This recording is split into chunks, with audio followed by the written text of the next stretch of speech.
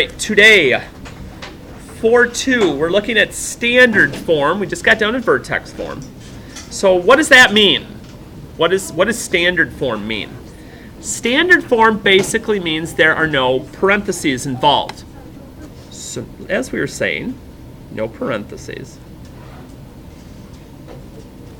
And it's going to look something like this. And you're like, well, that almost looks like something like when we're factoring or something like that. And it does. And sometimes we may be able to do that to help us. Okay? But it's still, even though it looks different, it's still going to be a parabola. It's still going to get me that U-shaped graph. So the axis of symmetry, though, everything's going to get a slightly bit more complex today. I can't just grab it from the equation anymore like I can with vertex form. There's a little formula for this. It's the line x equals negative b over 2a. And once we get through our last format, I'm going to give you kind of a help sheet so you can keep these different things straight. And that'll be coming soon. So no worries there. Okay. The x coordinate of my vertex, now here's where we start to get making connections again, is also negative b over 2a. That hasn't changed. My axis of symmetry and the x value of my vertex are one and the same. And then to get the y value, what I'm going to do is I'm going to plug or substitute x equals 0 back in. So I use this little formula, this little recipe, to find my x value. And then once I do that, I plug in 0 for x to figure out what y is. And the y-intercept will end up being 0 and this value on the end, c. But we'll get to literally see that here in a minute. If I forget, I can plug in 0. I'll get the answer anyway. All right, so here's how this works. We're going to do parts of this on our own, and we can use parts of the calculator if we want to, but I'm even going to show you a way to avoid that. So, okay, what's the graph of y equals 2x squared minus 8x plus 5? Find the equation for the axis of symmetry. Okay, first thing, we need to write our a, b, and c values down. So my a value is always the number in front of x squared. Always, never going to change. My b value is the number in front of x. And then my c value is the number on the end sitting by itself, called a constant term. And those are all things that we use to find different parts of our parabola. So to get the equation for the axis of symmetry, we're going to use this negative b over 2a. So we're going to take the opposite of b. The opposite of negative 8 is 8. And then we're going to put that over 2 times my a value. So let's see here. 2 times 2 is 4. And 8 divided by 4 is 2. Okay? So the axis of symmetry is x equals 2. And that actually helps me out on a couple of fronts.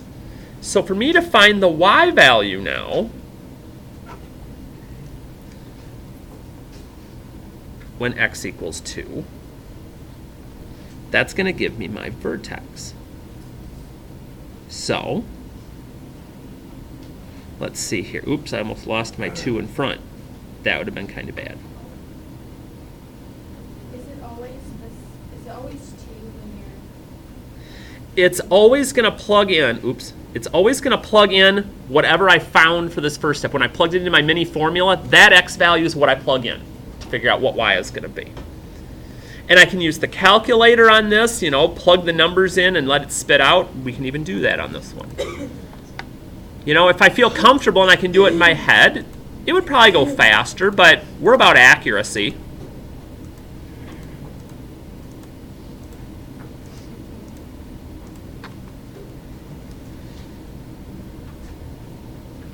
So I find out that my vertex is at 2, negative 3.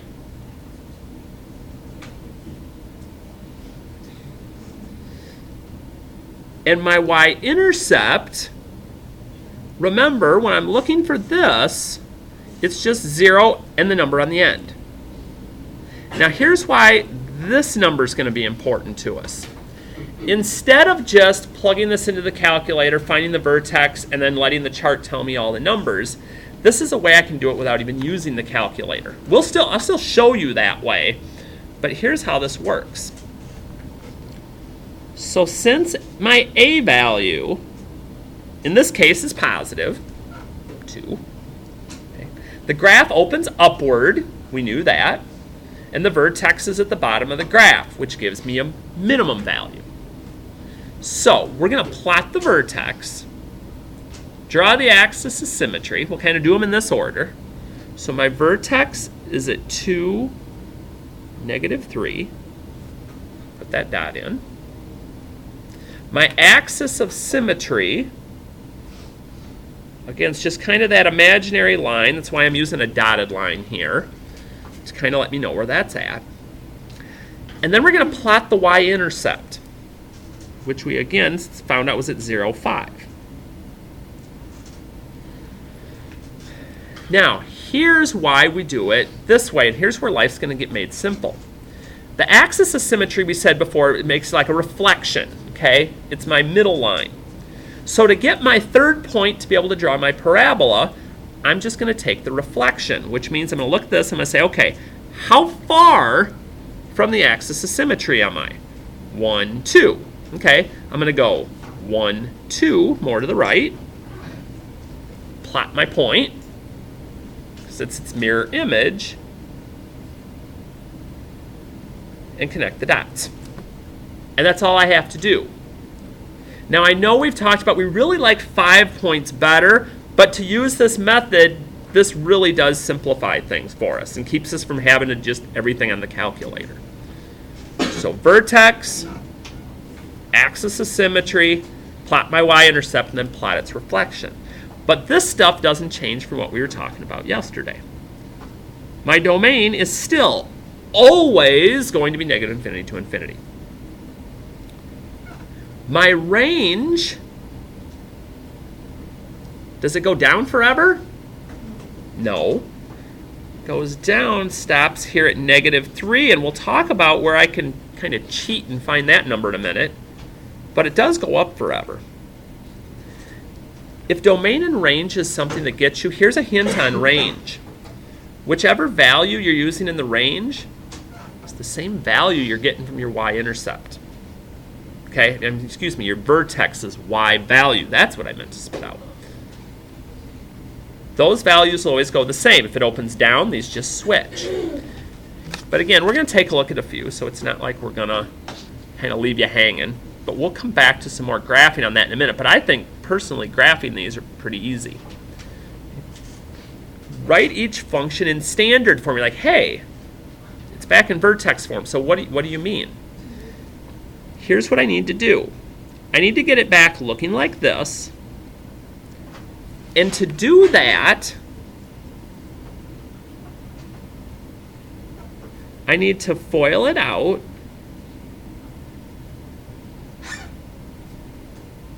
And then I need to combine like terms. And the part that usually gets people here the most and really makes life difficult on them is when they get to this and they want to, and I know we do this a lot, you just want to distribute the squared through and be done. That would be nice, but it won't get me the right answer. So here's a couple of things that I want you to think about when that particular situation comes up. Remember, squared means there's actually 2 of these. So I'm going to write this out on this first one. And then we're going to talk about the pattern that develops and see if we can make this go a little bit better for us. So we're going to FOIL this out. Now, if doing the whole thing with lines drives you crazy, and I know some of you it does, let me show you how we can do this in a little more organized of a fashion, which might make life a little easier on you. Sometimes what I'll do when I'm foiling is I'll make myself a little box, a little 2x2 box. And whatever's in each set of the parentheses, I put along the edges of the box. And to fill in the box, I just multiply what's on the edges. So I do like x times x, which is x squared. And I do x times 3, which is 3x. And 3 times x is also 3x. And 3 times 3 is 9. Now again, if you're comfortable just doing it this way, I'm not going to tell you can't, that's fine. But what this will do is it gets me my like terms together. And I can go ahead and multiply that out. Now, it doesn't mean I'm done. I'm almost done. I'm going to have one little piece left and I'll be set. Because once I've foiled that out, I still, as you can see, have this plus 4 left at the end. And then we just combine the like terms, the 9 and the 4. And now it looks like my standard form. Now I'm good. Now, here's a shortcut. I like to give them, but you've got to make sure you use it right. Otherwise, this is a fine way to do it. The pattern here, if you want to do this quickly, let me just pop this over on a sticky note so you can kind of see what I'm up to here. If I ever have what's called a quantity squared, if I want to do it quick, here's how it works. I square the first term. Okay, there's the x squared like I got when I foiled. I square the last term. There's the 9, just like I got here. And then you multiply these two together. 3 times x is 3x, and you double it. 2 times 3 gives me 6. That'll work every time on these. Okay. Foiling works too, though. If you look at that, you're like, yeah, I'm not so sure about that, Harty. Because again, when you do these, like if I did it here, okay, I just do it for what's in the parentheses. And the way it works is, I'm going to put my -2 out here first. Square x to get x squared. -3 squared would be +9. And then -3 times x is -3x, but then I double it. And again, if that's clicking for you and you're like, sweet, this kind of makes things easier, great. If not, just foil it out or use that box. It all works. It all gets you to the same place. It just depends on when you get there. So now this time I have one more little catch because I had a number in front. So once I get this part foiled out, and I have to do that first, I can't distribute the 2 first. It won't work out. Then I can distribute that -2. I can multiply it all the way through.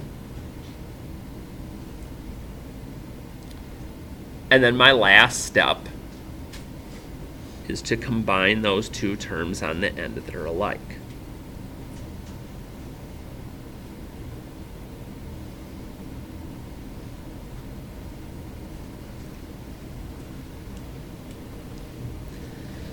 But again, I've got to work on either my foiling or my multiplying on that. If I don't, you know, that can get kind of tricky. So that's why we try to pull out all the stops and make sure we got everything ready to go. Okay, so now on this next page, we're going to do a little bit of review and, keep working with the standard form. So, all right. So we talked before on the other page, that's my standard form, okay. If a is greater than 0, if a is positive, then my parabola is going to open upward. Okay, we've talked about that before. If my a value is less than 0, if it's negative, my parabola opens downward. Okay, we've talked about that before. My y-intercept is always 0 in the c value when it's in standard form. And the x-coordinate of the vertex is always negative b over 2a. Okay, we talked about all of that, but it's nice to have it here again as we look at this page. So, okay, now we kind of got some multiple choice we're going to talk about, just to make sure we got some things here. Okay, out of these two functions, which one's written in standard form? The second one. Because what form's the first one in?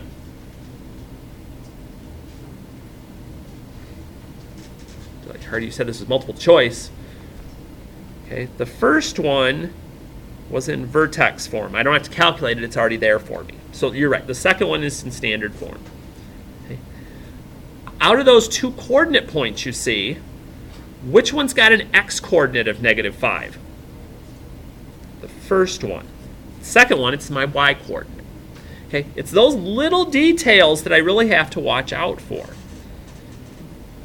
Which one has a y-intercept of 2?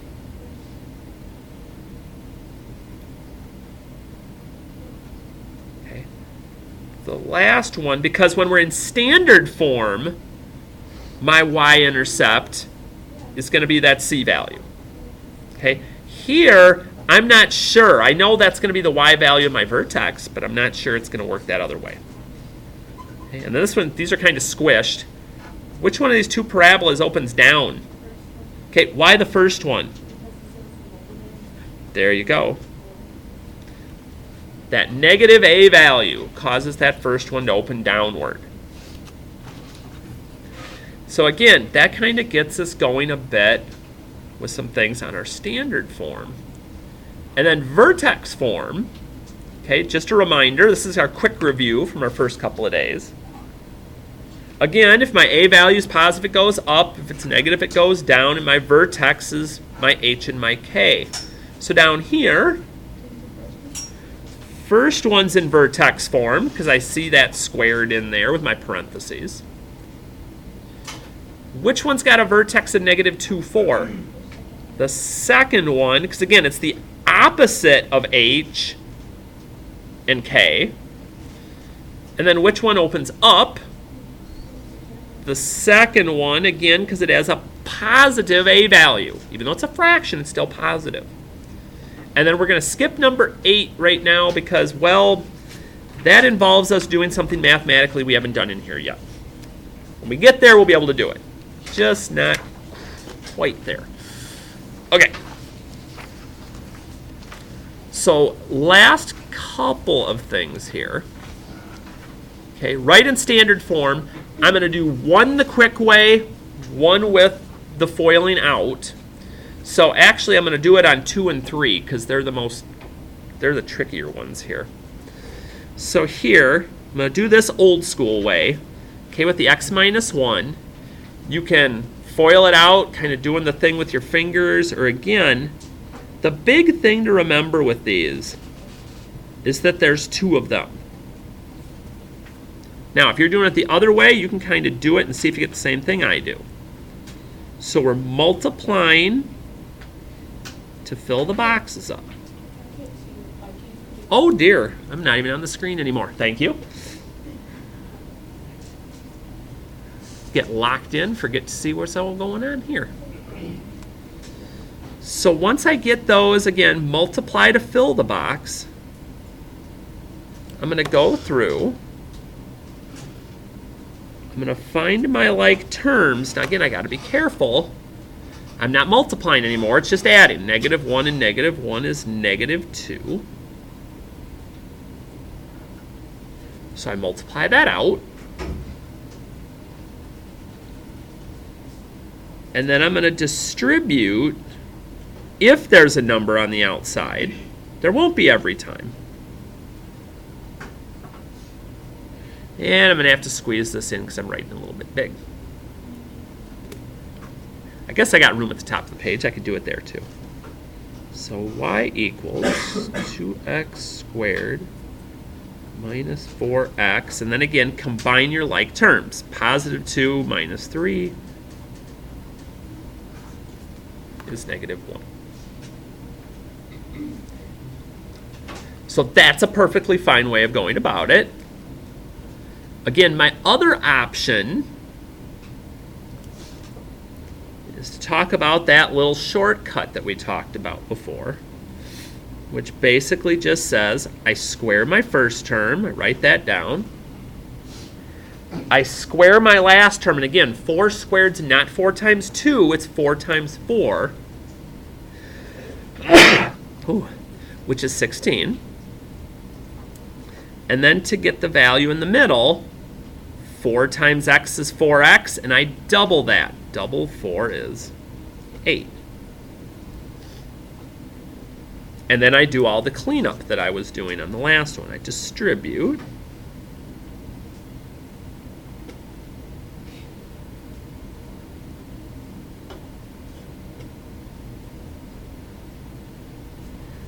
Ooh, I'm glad I don't have to graph this one. That's a big old Y-intercept.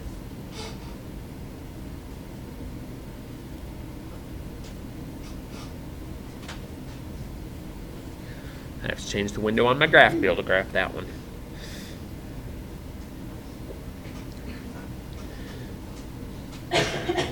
So, the last thing we're going to do, and then I can get you rolling here, is we're going to take a look at it. We're going to actually graph a couple of these. We're going to take a peek at 4 and 6, because it gets me a little bit of everything and what I'm trying to do. So graph each parabola, label the vertex, the y-intercept, and the axis of symmetry. Those are the only 3 things I need to be able to graph this. So when I'm doing this, okay, a couple reminders. I need to label my A, B, and C values.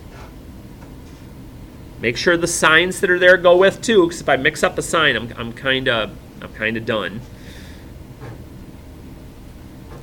So once I do that, remember my little formula, my little recipe, is negative b over 2a to get the x value. So the opposite of 6 is negative 6. And then it's 2 times my a value, which is negative 3. And I work that out.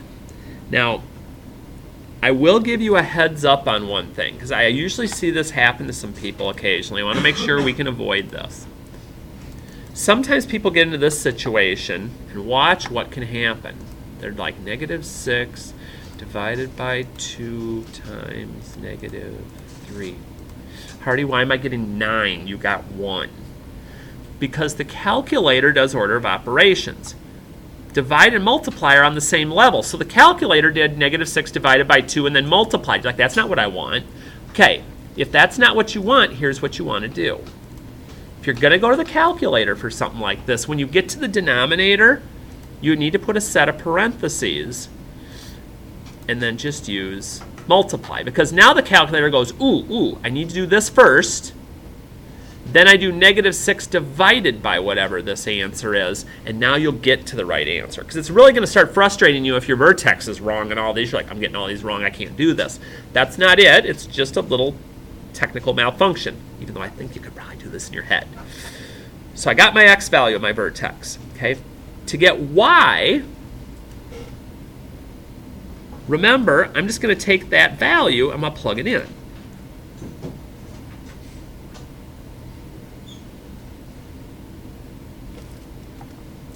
And again, if you want to use the calculator for this, that's not a problem. You just have to be cautious with what you do. And again, I think some of you don't give yourself enough credit for what you're able to do in your head. I don't think you're going to need this, but yeah. For the y value, like how you did that answer, what is like the actual Vertex. Okay.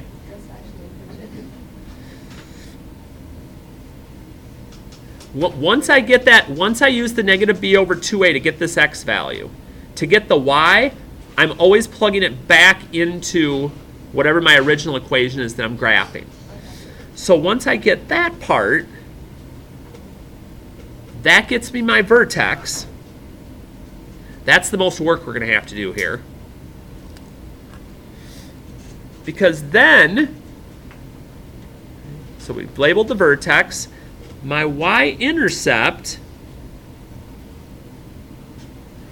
remember, is just 0 and this number on the end. There's nothing to calculate. It's 0, -2. I plot that point. So far, so good. My last thing to get my last point, remember, my axis of symmetry goes through the vertex. Okay, it's that dotted line that we've talked about. That's my reflection line. And what I mean by that is, I find my y-intercept and then I go, ooh, that's 1 away from the axis, so now I'm going to go 1 to the right and put its mirror image. And there's my third point that I need to draw my picture. Okay. Sometimes you may be 2 or 3, values away from the axis, and I'll have to do that to the other side. It just kind of depends on the problem. Okay. Issues so far. So we're going to take a look at 6, and then I'm going to let you loose here. All right. Let's roll this one more time here. So jot down my A, B, and C values. Oh. Time up. All right. So we've got our A, B, and C. We're going to find the x value of our vertex. Again, reminder, -b over 2a. So when you're doing this, watch it. It's the opposite of -8. It's always going to be the opposite of your b value. Over 2 times a. So 2 times 2. So let's see. 2 times 2 is 4. 8 divided by 4 is 2. So I know the x value of my vertex is 2. Then again, for y, we're just going to take that 2 and we're going to plug it back in here wherever there's an x.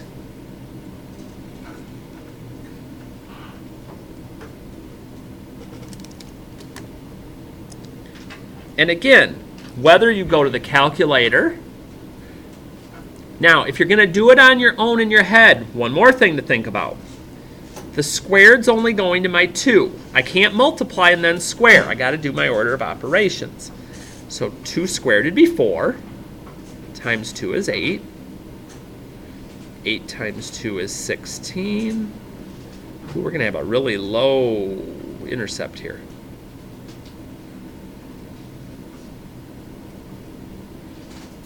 All right. So 2, -11. There's my vertex. What happened? Talk to me. Okay, so in number 4, we didn't square it. No, we didn't. Yeah, we did. We did. Uh-huh.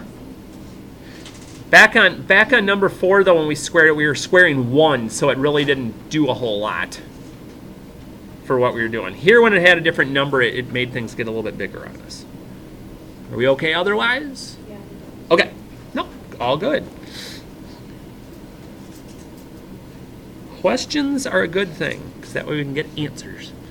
Okay, what's my y-intercept going to be? 0 what?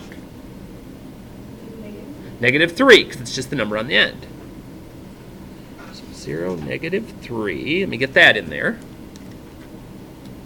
Now again, this is where label my axis of symmetry. It's just that dotted line I put through my vertex. It's my reflection line.